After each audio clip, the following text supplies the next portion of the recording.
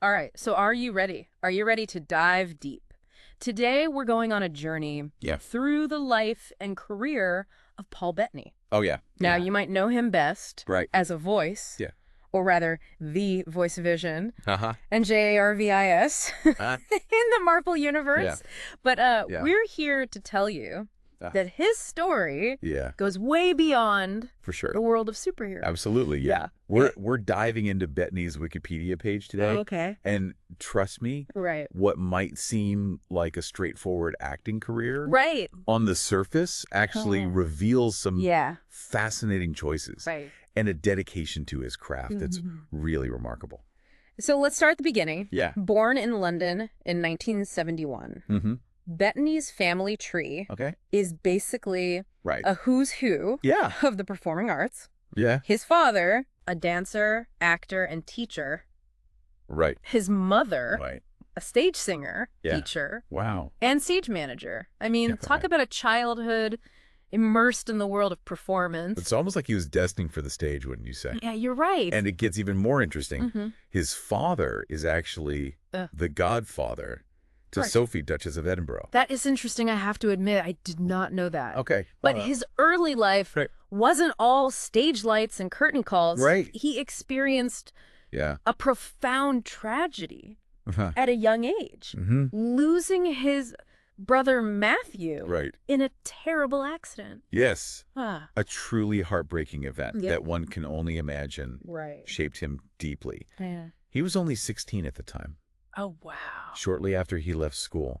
Even left home. Wow. And ended up busking on the streets of London. Okay, so I find that period so intriguing. It's such a departure from the typical path to Hollywood stardom. What do you think? I think it instilled a certain resilience. A work ethic that you don't always find in those who have a more privileged entry into the world of acting. Think about it. Busking demands you capture an audience's attention immediately. Connect with them on a raw level. And hone your skills day after day just to earn a line. It's almost like a trial by fire, a real-world masterclass in performance. Absolutely. And from there, he eventually decides to pursue formal training at the prestigious Drama Center, London. This is where things really start to take shape. He begins his career on stage, notably in An Inspector Calls. Directed by the acclaimed Stephen Daldry. Talk about being thrown into the deep end. Daldry's known for his incredibly demanding productions. Billy Elliot. The Hours. He's a visionary director. Working with him early on, I mean, must have been an incredible learning experience. Absolutely. It likely pushed Bettany to refine his technique, develop his stage presence, and learn to handle the pressures of performing in such high-caliber productions. Wow. And let's not forget his time with the Royal Shakespeare Company. Taking on roles like Richmond in Richard III. That's quite the contrast, going from the streets of London to the hallowed halls of the RSC.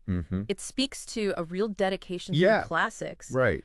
And I'd say a desire to prove himself across different styles of acting. But eventually, the screen beckons. His film debut in Bent is fascinating. Not just because it's his first foray into film, but because of the cast involved sharing the screen with Ian McKellen and Jude Law. Oh, wow. That's not a bad way to start your film career. Talk about being surrounded by legends. He also did some television work around this time. Appearing in the series Sharp, but it's Gangster No. 1 that really grabs our attention. That's his first leading role in a film. And it's a powerful performance that earned him critical acclaim. And even award nominations. Wow. You could argue that this is where his trajectory really starts to shift. And then something really interesting happened with A Knight's Tale. The writer and director, Brian Helgeland, was so determined to have Bettany in the film that he wrote the role of Chaucer. Right? Specifically for him. wow. That doesn't happen every day. It speaks volumes. Yeah, it does. About the talent and charisma he was already displaying. Right. Helgeland clearly saw something special, a potential that went beyond just fitting a pre-existing role. And that was followed by A Beautiful Mind. Right. Where he not only works with Russell Crowe, but also meets his future wife, Jennifer Connelly. It seems like this one was significant. Absolutely. On multiple levels. Right. It's a critical and commercial success. Earns him widespread recognition. And as Nissa? Brings love into his life. Yeah, right. But I think what's often overlooked is the fact that this role, playing Charles, requires a certain subtlety and nuance that we hadn't fully seen from him before. You're right. He's playing a figment of John Nash's imagination, which requires him to portray a descent into madness while also maintaining a connection to the character's humanity. He's not just playing crazy. He's embodying a complex manifestation of mental illness. You're right. And he does it masterfully. A Beautiful Mind marks a turning point. Not just in terms of recognition, but also in terms of the depth and complexity he's capable of bringing to his roles. And then he teams up with Russell Crowe again for Master and Commander, this time playing the ship's surgeon and naturalist, Stephen Maturin. And let's not forget, this performance earns him a BAFTA nomination for Best Supporting Actor. You're right. He's not just holding his own alongside Crowe. He's delivering a performance that resonates with critics and audiences alike. So up to this point. So we see Bettany taking on period pieces, historical dramas, and even a gritty gangster film. He's clearly not afraid to explore different genres. And push himself outside of his comfort zone. And that willingness to take risks, to embrace a variety of roles is something we'll see continue throughout his career.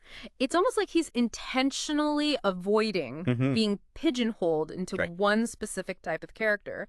Well, on that note, I think it's time we dive into some of those specific roles, really unpack what makes his performances so captivating, and explore the themes that seem to draw him in, ready to go deeper.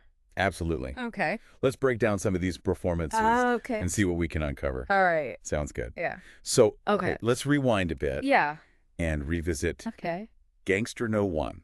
Right. Remember, this is early in his career, and he's playing the younger version of this ruthless, ambitious criminal. This role really struck me as a raw, almost primal performance. He doesn't just play a gangster. He embodies this simmering rage and ambition that's almost unsettling to watch. It's fascinating how he manages to convey that sense of danger, even in moments of stillness. There's this constant tension in his portrayal, like a coiled spring, ready to snap. And the fact that he landed this role after only one audition is telling us. The director saw that raw intensity right away and knew he had found his gangster. It's a performance that really grabs your attention. It makes you take notice of him as a serious actor. Absolutely. And then to shift gears completely, we have A Knight's Tale, a film so much fun and really plays with the conventions of the medieval genre. His portrayal of Chaucer is a delight. I think what's so brilliant about that performance is his comedic timing.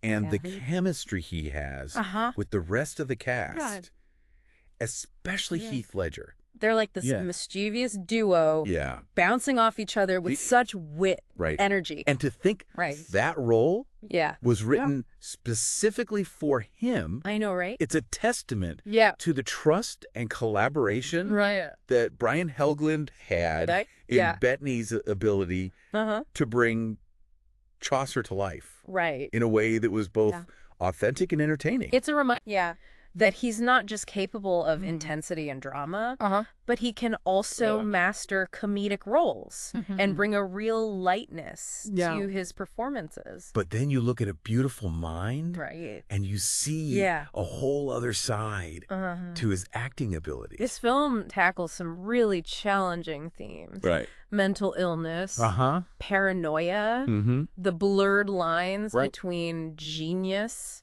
and delusion. And he doesn't shy away from the complexities of playing Charles, who, as we know, is a figment of John Nash's imagination. You mentioned earlier the nuance and subtlety he brings to this role. And I think that's what makes it so powerful. He's not just portraying a symptom of mental illness. He's giving Charles a sense of humanity, even in his descent into madness. Right. It's a delicate balancing act. He has to portray the confusion, the fear, the paranoia, but also make us understand Charles as a person, as someone who is lost and struggling. And the fact that he's essentially portraying a projection of Nash's own fractured mind adds another layer of complexity. It's a testament to his skill that he can create a character who is both a symptom and a person, a manifestation of both the brilliance and the fragility of John Nash's mind. It's a performance that resonates with the audience precisely because it doesn't offer easy answers or simple explanations. It forces us to confront the complexities of mental illness in a way that's both empathetic and thought-provoking. Okay. Let's shift our focus to Master and Commander. Okay. You mentioned earlier that this performance earned him a BAFTA nomination, which is no small feat. What do you think elevates? Well, I think it's his ability to embody the duality of Stephen Maturin. He's a ship's surgeon. Yes. Right. But he's also a naturalist, a philosopher, an intelligence officer. He's torn between his duty to his captain and his passion for scientific discovery. He has this quiet intensity, a thoughtful presence that makes you lean in and really listen to what he's saying. You can sense the conflict within him, the pull between his loyalty and his curiosity. And I think that's what makes him so compelling to watch. He's not just reciting lines.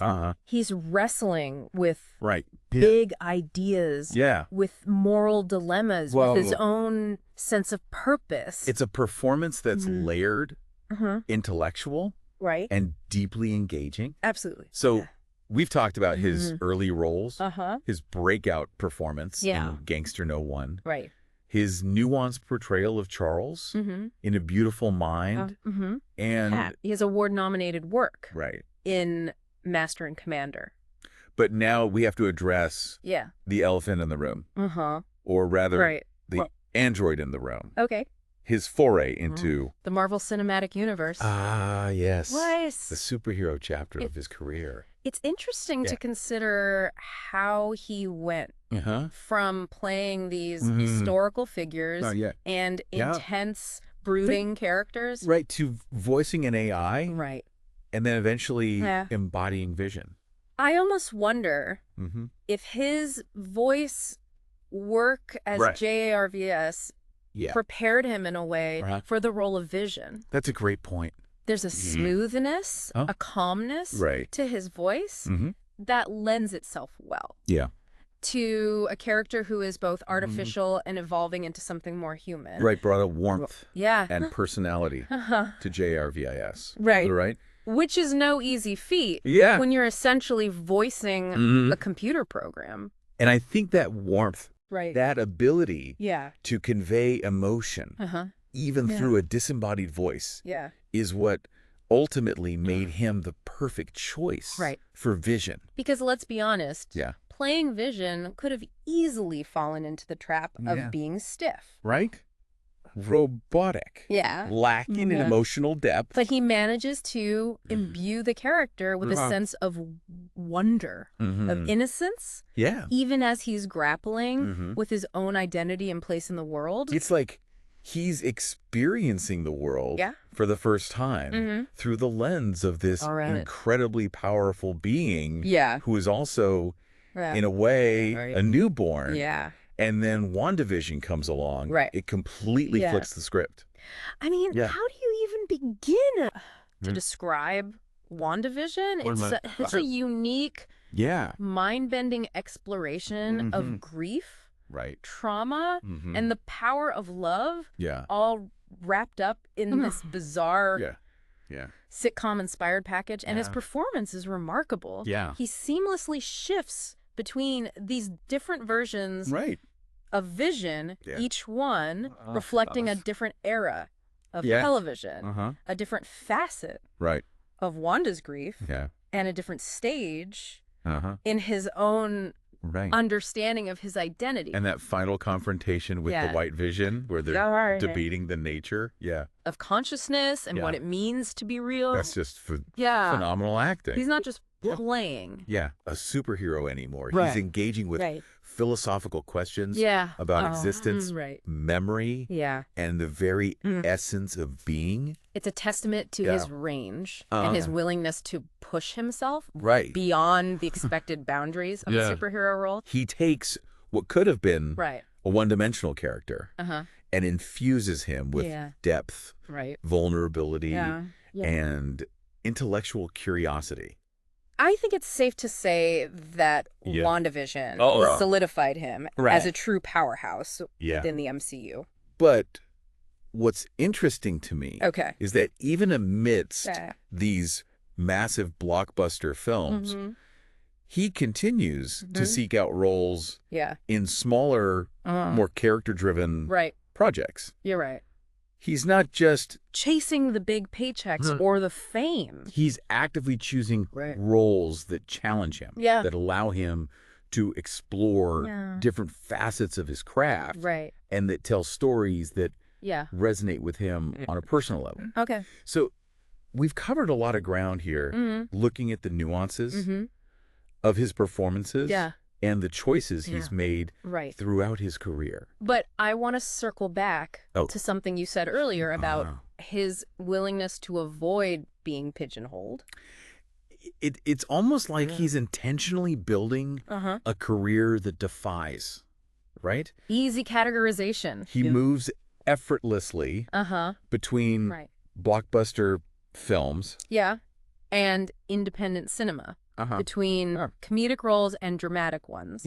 Between playing humans. I'm playing android. And he does it all with this incredible intensity and commitment to his craft. But what's really fascinating to me is that even with all this variety, there are certain themes that seem to reappear in his work, in the characters he chooses to portray. It's like there's a thread connecting these seemingly disparate roles.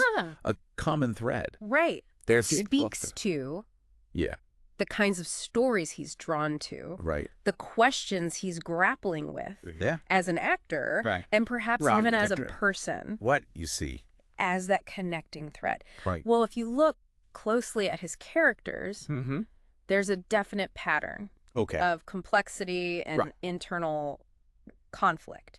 These aren't your typical heroes or villains. They're wrestling with moral dilemmas. Struggling with their own demons. And often operating in these morally gray areas. Think about Vision questioning his own existence and purpose. Or Silas in the Da Vinci Code. A man driven by faith, but also capable of violence. And even his portrayal of Ted Kaczynski in Manhunt on a bomber was fascinatingly complex. These are characters who make you think, who challenge your assumptions about good and evil, and who force you to confront the uncomfortable realities of human nature. He doesn't shy away from the dark. If anything, he seems drawn to it. Which makes me wonder, what does that say?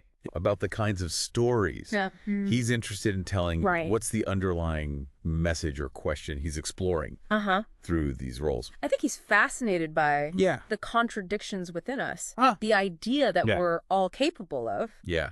Great and terrible thing. He's not interested in easy answers or black and white morality. He wants to delve into the messiness of the human experience. To expose our vulnerabilities and force us to confront the shadows within ourselves. It's almost like he's holding up a mirror to humanity, reflecting back our complexities and challenging us to examine. Our own wants and biases. Precisely. He's not just entertaining us. He's provoking us. Making us think critically about the world around us and our place within it. I think that's what makes him such a compelling and enduring actor. He's definitely not afraid to make us uncomfortable, to push us outside of our comfort zones. And that's a quality I really admire. It's easy to play it safe, to stick to roles that are familiar and unchallenging. But he seems to thrive on pushing boundaries, on exploring the full spectrum of human emotion and experience. And he does it with such intensity and vulnerability. Whether he's playing a superhero, a historical figure, or a troubled genius. He brings a depth and authenticity to his roles that's truly captivating. You know, we haven't talked much about his directorial debut. Shelter. It's a film that deals with some really tough subject matter, homelessness and addiction. And it feels very personal and raw. I think that film speaks volumes about his commitment to using his platform to tell stories that matter. He's not just interested in fame or recognition. He wants to make a difference, to shed light on important social issues and challenge us to see the world through different eyes. It's like he's using his art as a form of activism, as a way to connect with others on a deeper level. And spark conversations about the things that truly matter. That's a powerful thing. He's not just an actor. He's a storyteller. An artist.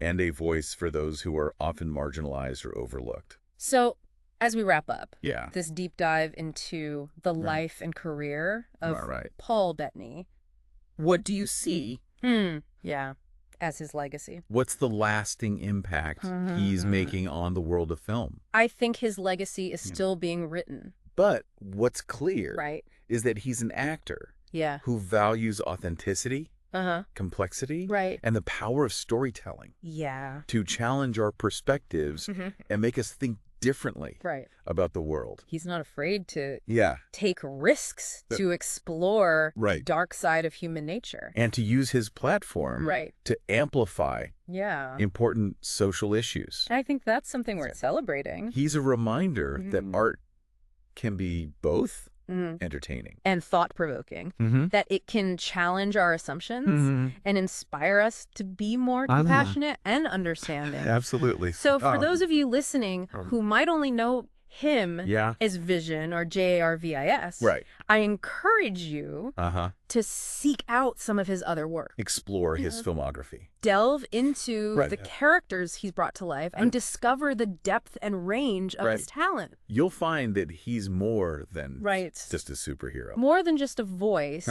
He's an actor who consistently pushes boundaries, challenges expectations, and leaves you wanting more. Well said. Paul Bettany, actor, director, storyteller, and a true force to be reckoned with. Absolutely. Until next time. Yeah. Keep diving deep and keep exploring.